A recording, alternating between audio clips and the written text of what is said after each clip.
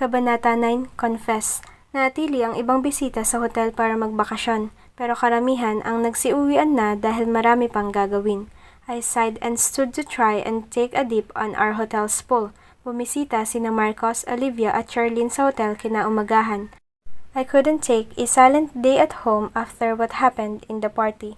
At naghihisterya pa rin si Mama nang tawagan siya ng patriarch ng mga Hidalgo para sabihan ng vague answer tungkol sa amin ni Vince. Obviously, Mama is blaming me even though Vince also rejected the offer.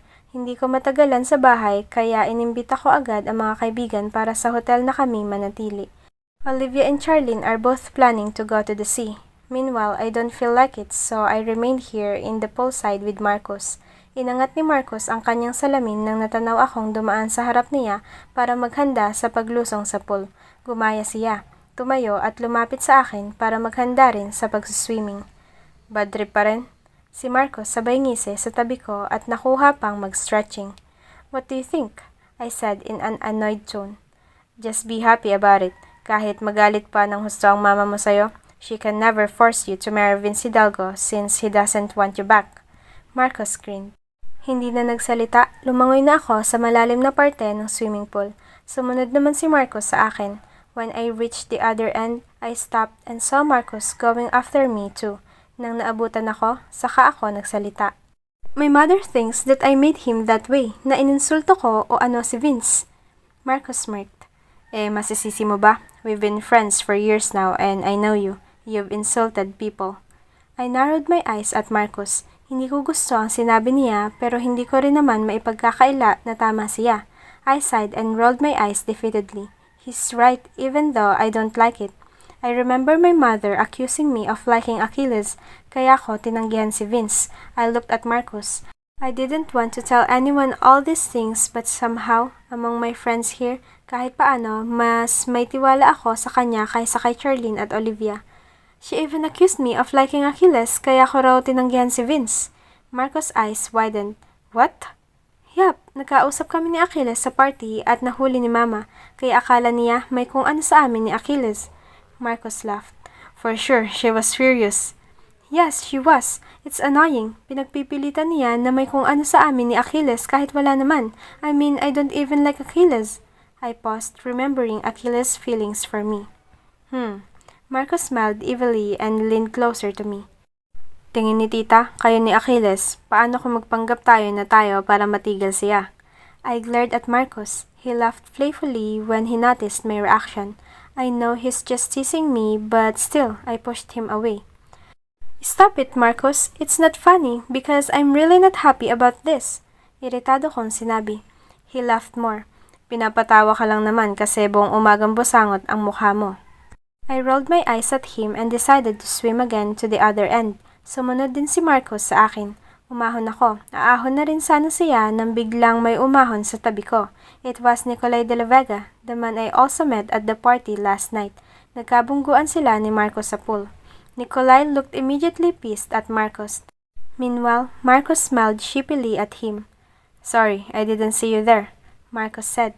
Somehow, Nicolay got more pissed at Marcos' apology. Isang tingin ang iginawad ni Nicolay sa akin at binalik ang mariing tingin kay Marcos bago ito umalis. Anong problema nun? Marcos said as he watched Nicolay swim to the other end.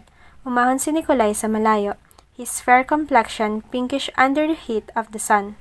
He then held onto the bar to completely get out of the pool. His red checkered shorts hugged his thick muscular thighs as the pool water dripped on his legs. Hotel guest? Marcos asked. Guest sa party last night. Nandito pa ang iba at isa iyon sa nanatili para magbakasyon. Sabi ko habang nagpaplano na lumangoy ulit. Even with my friends here, I'm still bored. Name? Marcos asked me as he followed. Nicolay de la Vega. I heard he's from Iloilo, I said. Marcos nodded, his eyes still glued at Nicolay. Natanaw ko galing sa pool si Olivia at Charlene na nagkakatuwaan sa dagat. The clouds suddenly covered the rays of the sun. It was mostly a cloudy day but every now and then, the sun is free to fire its rays around. Umahon ako sa pool. Oh, saan ka? I'm bored. Puntahan na lang natin sina Olivia at Charlene. Sumunod si Marcos sa akin. Charlene and Olivia were busy taking pictures but mostly having fun with the slightly bigger than usual waves on our coastlines. Palapit na kami ni Marcos nang natanaw naming unti-unti silang umalis sa kung saan sila nagkakatuwaan. "Where are you going?" I asked. Saka lang nila kami napansin nang nagtanong ako. Charlene smiled as she held on to her camera. Olivia gets their cover up on the lounger. "Sa rock formation, mukhang magandang kumuha ng picture doon," sagot ni Charlene. Binalingan ko ang rock formation. Hindi na sila naghintay ng sasabihin ko at naglakad na agad patungo sa rock formation sa pinakadulo sa kaliwang bahagi ng buong resort. I paused and remembered something Achilles told me. Malapit lang ang bahay nila rito. Sumunod ako kina Charlene at Olivia na ganoon ang iniisip. The two are eager to get some good shots on the rock formation, kaya umakyat sila at lumayo ng konti kahit na nakakatakot ang nagtutulisang mga bato. At first, I was hesitant to really go to the rock formations. I didn't want to be cut by the sharp rocks, pero natanaw kong nakalayo si Olivia at Charlene na nag-iingat at hindi naman sugatan. Sumunod na ako. "Oh, magpapapicture ka rin?" Si Marcos na natatawa sa likod ko. Sumusunod ulit. Hindi ako sumagot. Dumiretso lang ako, nag-iingat sa gitna ng mga rock formations at kaunting hampas ng mga alon. "Mas maganda ba dyan, Marem?" Si Charlene na nilagpasan ko sila. I can almost see the houses beyond the rock formations. Achilles was right. May mga nakatira nga rito at nasabi niya rin na kanila ang naunang bahay galing dito. Mas lalo tuloy akong ginanahang maglakad. I hugged my body with my long black cover-up as I tried to tread through the sharp rocks. "Saan ka pupunta?" Si Marcos na nakasunod. "Tara Olivia, mukhang maganda doon sa kinatatayuan ni Marem." But unlike them, I'm not here for the shots. I concentrated on the sharp rocks and the waves touching my knees. Kaya kahit palapit na ako at paubos na ang mga batuhan, hindi ko agad nakita na sa hindi kalayuan ay naroon si Achilles kasama ang ilang mga kaibigan. I only noticed them when my flip-flops reached the sandy part of the other side. I watched them as they laughed, with guitars and snacks on the large wooden chairs and tables beneath the shade of coconut trees. Si Achilles agad ang natanaw ko na nakangisi habang kausap ang mga kaibigan. They were approximately 15 people, and to my surprise, I didn't know any one of them. "Ha!" Si Marcos hinihingal. "Saan ka ba pupunta?" He asked that before he saw what I saw. May ilan sa mga kaibigan ni Achilles na galing sa dagat naliligo. Basang-basa ang t-shirt at mga shorts nila. It seems like these people didn't know what bikinis are for. "Uy, si Achilles!" Si Marcos na nakita rin ang tinatanaw ko. "Saan ba kayo nagpupunta, Marcos, Marem?" I heard Olivia calling. "Who are those?" I asked as I continued to watch the group laughing at each other's jokes. "Jessie is not there." Hindi ko gusto si Jessie pero sa classroom masasabi ko mukhang kilalang-kilala niya si Achilles kaya nagulat ako na wala siya roon sa grupo ng mga kaibigan ni Achilles. Mga kaibigan ni Achilles yan. At si Jessie? Kaibigan niya rin pero mas malapit si Achilles sa mga yan since yan yata ang mga kabatch niya mula elementary. Nagulat ako. All this time, I forgot that he is not my age. That he has his own friends aside from the friends he has in our classroom. For a moment, I thought he belonged so well in the lot. Matatangkad na mga babae at lalaki, medyo mature at hindi na pareho sa mga klasikong gumalaw. Someone saw us standing on the rocks. Both Charlene and Olivia caught up too. Nakita ko na patingin din si Achilles sa amin. "Dito maganda, Olivia!" Si Charlene na mabilis na kumuha ng picture. Tumayo si Achilles nang natanaw kami. The smile on his face from their jokes faded. His friends looked at us too. Marcos waved and said hi to some.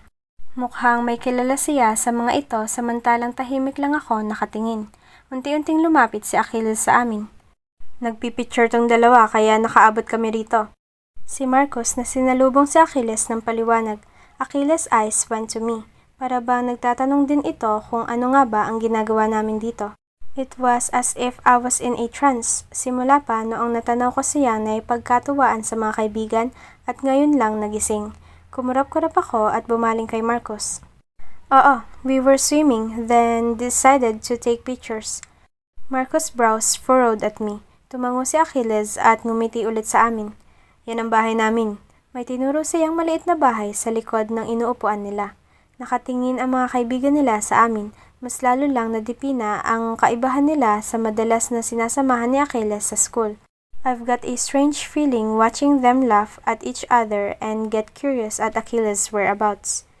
Nagkasundo sila na maligo kaya nandito kami. Sali kayo? Achilles said. O sige, hindi na. We're just taking pictures. Busog din kami. We ordered a lot back in our resort, so... Achilles nodded and his eyes stayed on me. Something about the way he looked at me made me pissed. O baka dahil sa naunang kakaibang nararamdaman kaya pakiramdam ko may kung ano sa tingin niya sa akin. Para kasing nadipina bigla ang kaibahan namin. It felt like he was more mature than I was. And now, the way he looked at me felt like he was only pitying me for being immature or something. Nag-iwas ako ng tingin at nagpa siyang sumali kina Olivia at Charlene. Take pictures of me here, I asked Charlene as I went to a bigger rock. Pinanood ni Achilles ang ginagawa namin bago ko siya narinig na nagsalita. Kausap si Marcos. Saan kayo dadaan pabalik? Sa harap na kayo, mahirap daanan diyan dahil sa mga bato. Tuloy-tuloy ang post ko. Sumama pa si Olivia. I didn't want to acknowledge what I was feeling earlier so I pretended that I want to take pictures instead. Pero naririnig ko si Achilles. Ayos lang dyan, nag-iingat naman kami at gusto ng mga to kumuha ng pictures eh. Hi Achilles! Charlene and Olivia greeted when they noticed him. They were about to go near him when I stopped them. Oh, dito pa. Mas maganda rito. You know, I trained for modeling back in Manila, so I know the right poses to look sexy and long-legged. Not that I need it, but it could help. They got torn for a moment, but Achilles was called by his friends. Nang natanaw ni na Olivia na hindi na nila maabutan si Achilles, nagpatuloy kami sa pagpipicture. My eyes drifted to their group while we were taking a picture. Natanaw ko na sinalubong si Achilles ng isang babae at kinausap siya nito. The girl was petite and fair-skinned. Her hair is long and a bit wavy on the tips. She is wearing a modest pink checkered dress. She was a bit different from all the girls in their group. She looked elegant, even in simple clothes. Pino rin ang galaw niya at kahit anong deny ko sa isipan ko, medyo maganda nga siya. Uy, si Alana! I heard Olivia when she noticed what I was seeing. Nilingon ko si Olivia at nakitang si Achilles nga at iyong babae ang tinitingnan niya. Alana? I asked. Yang kausap ni Achilles, sagot ni Olivia. Oo nga, mula nang graduate sila, hindi ko na siya ulit nakita. Ganoon siguro kaabala pag college na. Si Charlene. Ang ganda-ganda talaga ni Alana, sila na siguro ni Achilles. Si Olivia. Iritado kong nilingon si Olivia. Akala ko ba walang girlfriend si Achilles dahil abala sa school at work? Oo, wala yung girlfriend. Si Marcos. Wala nga, pero naisip ko lang, close sila. Imposibleng hindi yan magustuhan ni Achilles. I mean, given na magugustuhan ni Alana si Achilles, dahil sinong hindi? Nagtawanan si Olivia at Charlene. I watched them in an annoyed expression. Hindi siguro. Sabi ko dahil alam ko ang totoo. Hindi siguro ano? Si Marcos. Hindi siguro gusto ni Achilles yan, kasi kung gusto niya, edi sila na dapat. Busy nga sa trabaho, diba? Iyon ang priority niya. Si Olivia. Kahit na, if he really likes that Alana girl, he can surely juggle work and her, kasi ngayon nakaka-hangout naman pala siya rito. So, he has time for leisure even with his busy schedule. Nakibit ng balikat si Olivia. Pero hindi naman ako naniniwala na walang crush o gusto si Achilles. I mean, he can be busy but for sure, he likes someone. Or maybe, he's in love with someone. Si Charlene. And for sure, it's Alana. Siguro nga. Si Marcos.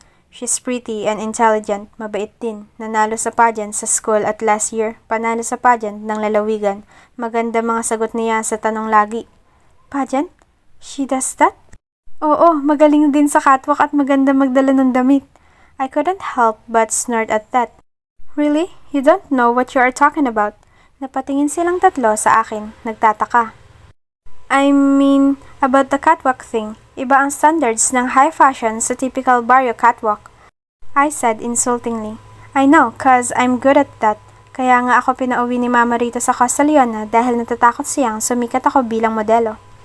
Both Olivia and Charlene looked at me weirdly. And for pageants, that's just so easy. You just need to be pretty, tall, and smart. That's no effort for me. Hindi naman ikaw ang pinag-uusapan namin. It's Alana. She's good and she's won. Ikaw ba, may napanalunan ka na pageant? Si Charlene na mukhang nairita sa pangiinsulto ko. Well, yes, back in our school. And mind you, mas mahirap yan panalunan kumpara sa barrio pageants. Matatalino at magaganda rin ang mga competitors ko. Unlike here, all are bakya. Marcos chuckled. Well, no one's competing with your achievements, Marem. Si Charlene ulit. Ang amin lang naman, Alana has won titles and she is pretty and intelligent. For barrio standards, dugtong ko. Inignora ako ng dalawa at nagpatuloy. Ang ibig lang naman naming sabihin ay hindi nakakapagtaka kung low-key na may relasyon sina Achilles at Alana, o baka nga gusto ni Achilles sa Alana since she's an ideal girl. For barrio standards, dugtong ni Marcos, ginagaya ako. Ngumisi si Marcos nang pinukulan ko siya ng mariin na tingin. Taas noo akong dumugtong sa usapan. I don't think so. You don't think so what? Olivia asked. I don't think Achilles likes her. Paninindigan ko. Nagkatinginan si Charlene at Olivia. Charlene then crossed her arms and looked at me. Bakit naman? Nagtaas ako ng kilay. Ayaw ko pa rin sabihin ang alam ko pero gusto kong malaman nila na alam ko. Basta?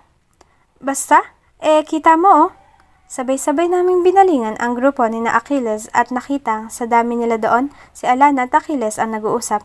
Napasinghap ako at bahagyang nairita roon. That's not enough evidence that he likes her. I could be talking to Marcos but that doesn't mean I like him that way. At wala ka ring ebidensya na hindi. Si Charlene, tunog na ipagpaligsahan na.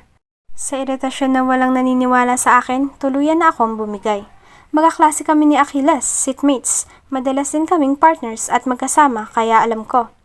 Alam mo? Bakit? Nasabi niya? Si Olivia. Bakit ba hindi na lang kayo maniwala sa akin? Sa ating lahat, ako dapat ang mas nakakaalam dahil ako ang mas malapit kay Achilles. Malapit kay Achilles? Nito mo lang naman siya naging close. Samantalang kami, matagal na namin siyang kilala rito sa Costa Leona. Si Charlene. Kilala niyo lang pero hindi niyo close. Girls, this is getting ridiculous. Let's just go back.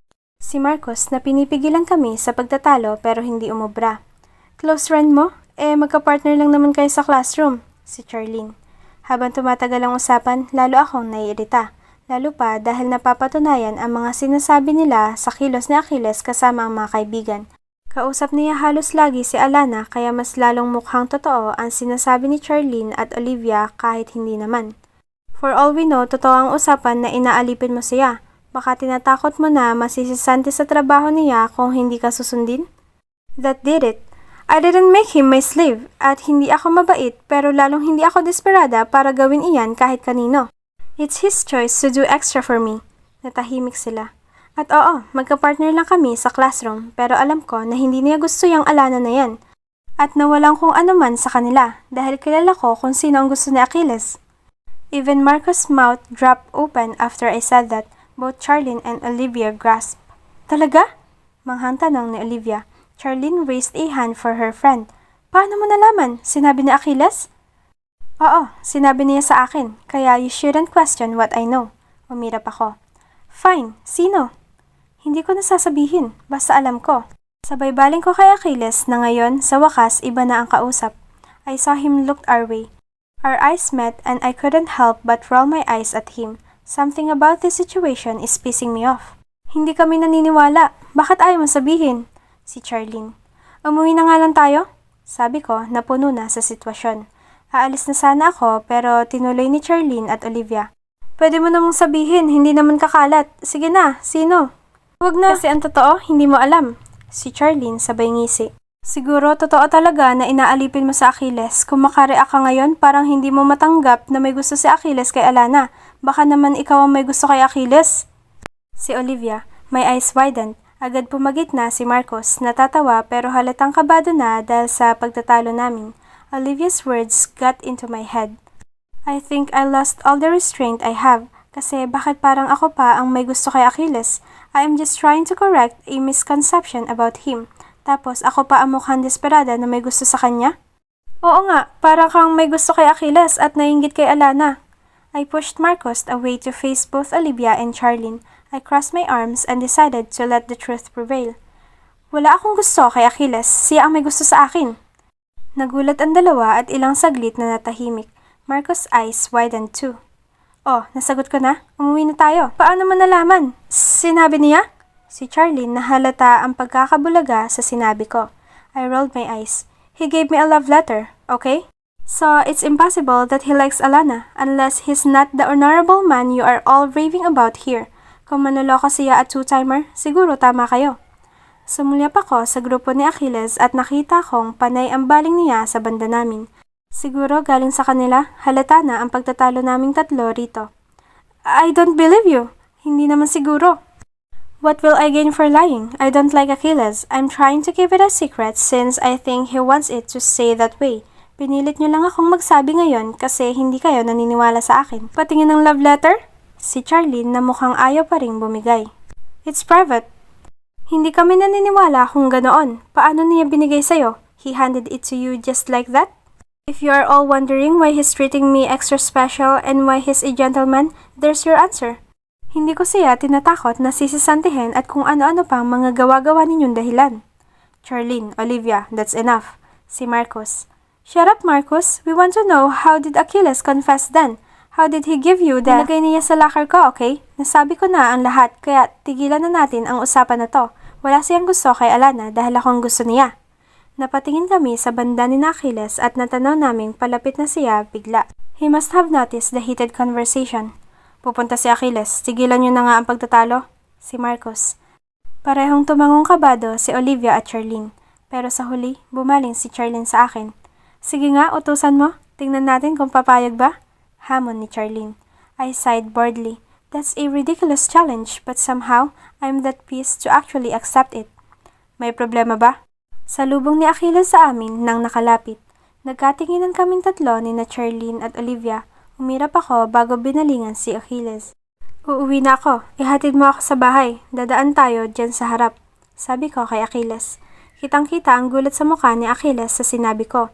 Bumaling siya sa mga kaibigan bago tumingon ulit sa akin. He chuckled lightly. Baka magtampo ang mga kaibigan ko. Immediately, pissed at the first sign of his answer, I cut him off. Babalik ka rin naman agad. Ihatid mo lang ako pabalik sa hotel. Tiningnan niya ulit ako, nagtataka sa utos.